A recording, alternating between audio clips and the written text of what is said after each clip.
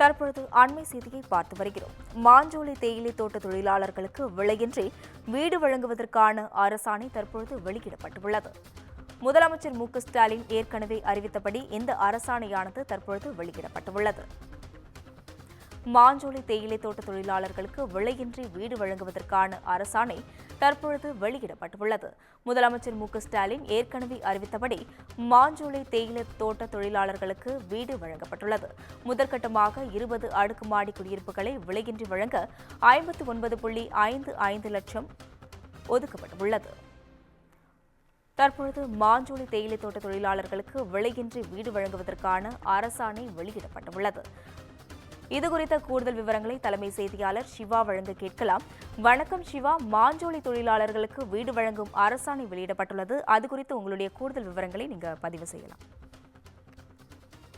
மாஞ்சோலை தோட்ட தொழிலாளர்கள் நீண்ட ஆண்டுகளாக திருநெல்வேலி மாவட்டத்தில் இருக்கக்கூடிய மாஞ்சோலை பகுதியில தேயிலை கூலி தொழிலாளிகளாக பணியாற்றி வந்த நிலையில அந்த பகுதியை வேறொரு வாங்கி காரணத்தினால் அவர்கள் அங்கிருந்து புறப்படும்படி காலி செய்து புறப்பட வேண்டும் என்ற ஒரு அச்சுறுத்தல் என்று அவர்கள் வழங்கப்பட்டிருந்தது. இந்த நிலையில தங்களுடைய வாழ்வாதாரம் பறிபோனதாக தொடர்ந்து அந்த மாஞ்சோலை தோட்ட தொழிலாளர்கள் தங்களுடைய போராட்டங்களை முன்வைத்திருந்தனர், தங்களுடைய கோரிக்கைகளை தமிழக அரசுக்கு முன்வைத்திருந்தனர். அதன்படி அவர்களுடைய கோரிக்கையின் ஒரு கோரிக்கையாக அவர்களுக்கு அங்கிருந்து வெளியேற்றப்படக்கூடிய அந்த தோட்ட தொழிலாளர்கள் தங்குவதற்கான குடியிருப்புகள் அமைத்து தரப்படும் என்று தமிழக அரசின் சார்பாக தெரிவிக்கப்பட்டிருந்தது.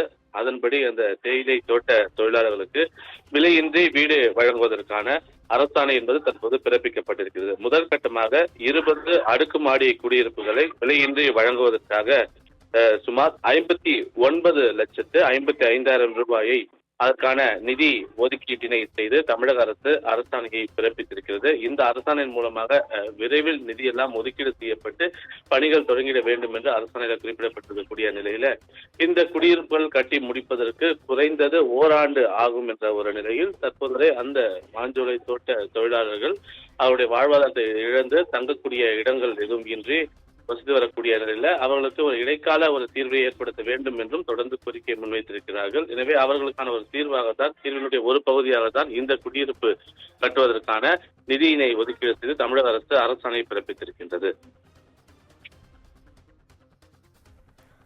கூடுதல் விவரங்களுக்கு நன்றி சிவா.